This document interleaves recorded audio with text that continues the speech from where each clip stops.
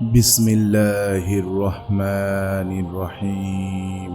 আধুনিক মনোবিজ্ঞানীদের মতে একজন স্বামী তার স্ত্রীর কাছে থেকে সব কিছুর আগে যা চায় তা হলো সম্মান।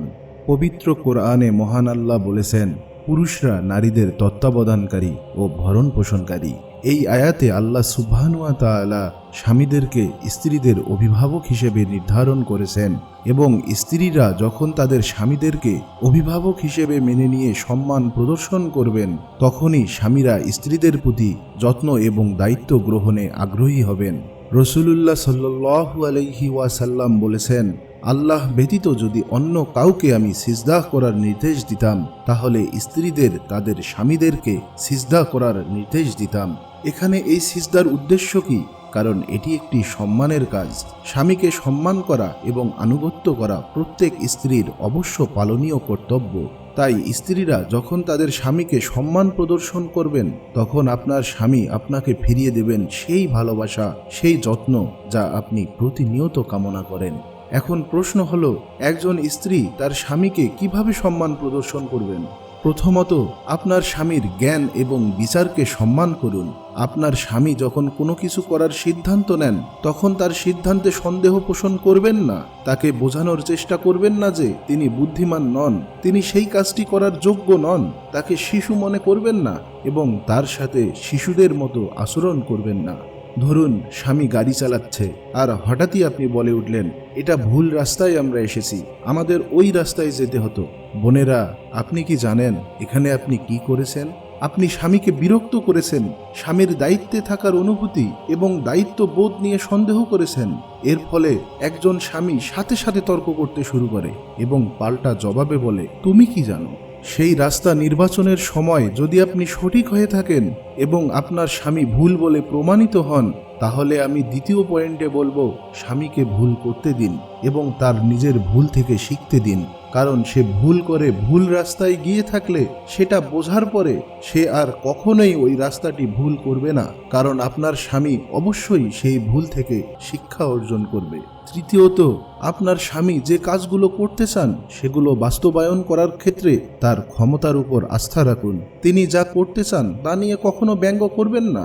ধরুন, বাসায় বাথরুমের একটি কল নষ্ট হয়ে গিয়েছে এবং আপনার স্বামী কিছু সরঞ্জামাদি নিয়ে এসেছেন তা ঠিক করার জন্য, এবং আপনি সেই মুহূর্তে বলে উঠলেন, তুমি কলটি ঠিক করতে যাচ্ছ, এটা ঠিক করা তোমার পক্ষে সম্ভব নয়।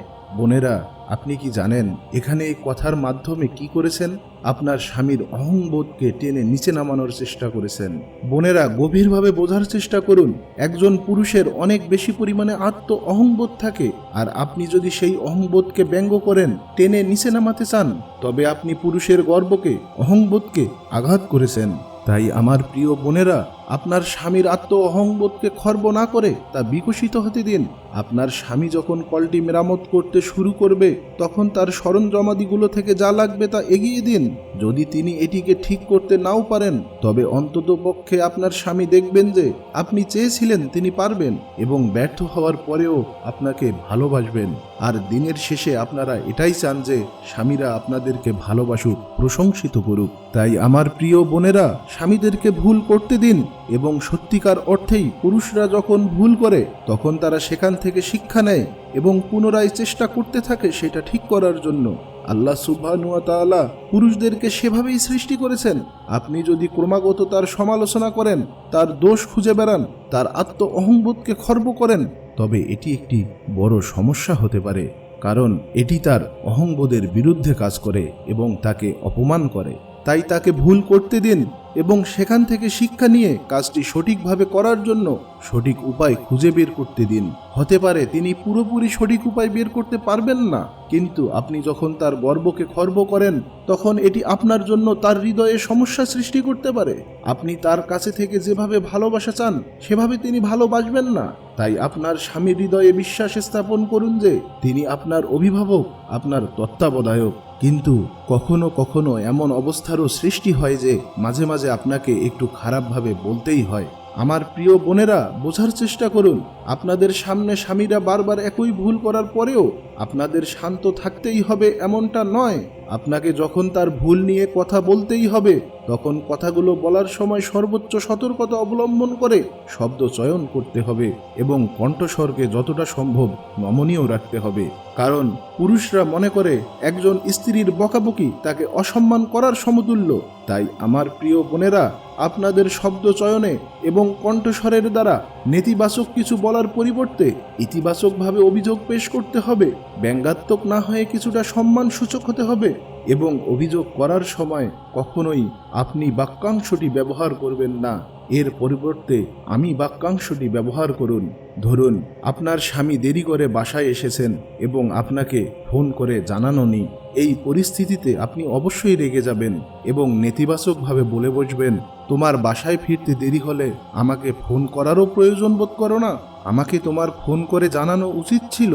আমার প্রিয় বোনেরা, বোঝার চেষ্টা করুন, এই কথাগুলোর মাধ্যমে আপনি যে কাজটি করেছেন তা কেবলমাত্র আপনি আপনার স্বামীকে ভয় দেখানোর চেষ্টা করেছেন। একজন স্ত্রী তার স্বামীকে এভাবে বললে কখনোই তার স্বামী তাকে ভালোবাসতে উদ্বুদ্ধ হবে না এবং পরের দিন থেকে দেরি হলে আরও বেশি করে ফোন দেবেন না। কিন্তু আপনার স্বামী দেরি করে বাসায় আসার পর আপনি যদি এইভাবে বলেন, তুমি বাসায় ফিরতে দেরি করেছ, আমাকে একটা কলও করোনি এবং এই জন্য আমি খুব চিন্তিত হয়ে পড়েছিলাম। আমার প্রিয় বোনেরা, আপনি কি জানেন শুধুমাত্র এই কথাগুচ্ছর কারণে তিনি আপনাকে আরও ভালোবাসতে উদ্বুদ্ধ হবেন এবং নিজেকে অপরাধী হিসেবে ভাববেন। আপনি স্বামীর মনে হবে আমি মানুষটা কঠোর ছিলাম, আমার ফোন করা উচিত ছিল এবং তিনি নিজেকে দোষী অনুভব করবেন। এবং আপনার স্বামী যখন কঠোর হন তখন আপনিও চান তাকে দোষী হিসেবে অনুভব করাতে। অথচ আপনি যখন তাকে খারাপভাবে কিছু বলেন, নেতিবাচক কিছু বলেন, আপনাদের অভিজ্ঞতা থেকে সকলেই জানেন যে তারা দোষী বোধ করেন না, কারণ তারা আপনার কথাগুলোর দ্বারা হৃদয়ে আঘাত পান। তাই আমার প্রিয় বোনেরা, স্বামীকে যদি দোষী অনুভব করাতে চান তবে আপনিও একজন নারীর মতো আচরণ করুন, একটি মেয়েলি পদ্ধতিতে কাজ করুন।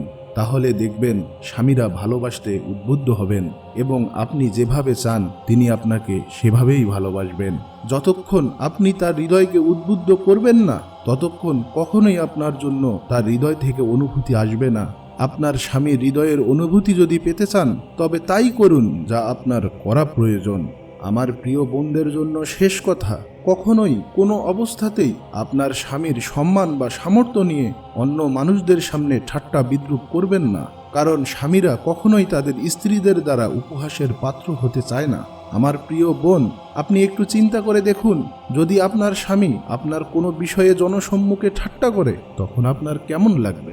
অথচ স্বামীদের আত্ম অহংবোধ আপনার তুলনায় অনেক বেশি।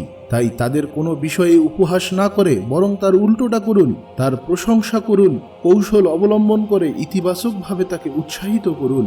আমার প্রিয় বোন, সব আগে আপনি সেই মেয়ে হয়ে উঠুন, তাহলে তিনি হয়ে উঠবেন আপনার স্বপ্নের স্বামী এবং হৃদয় থেকে আপনাকে ভালোবাসবেন, যা আপনি বরাবরই চেয়ে থাকেন।